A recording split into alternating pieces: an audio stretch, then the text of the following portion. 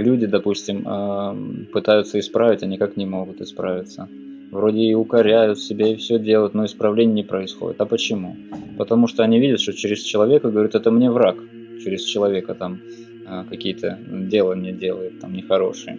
А это уже есть осуждение. Понимаете, он стал на, на фундамент осуждения и потом пытается исправиться, когда он уже стоит ногами не там, где нужно.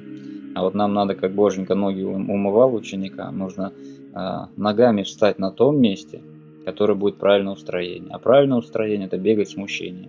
Как смущение пришло, значит, в чем-то вы виноваты. Помоги нам всем, Господь, принять такое разумение, чтобы слышали слово, о чем говорится,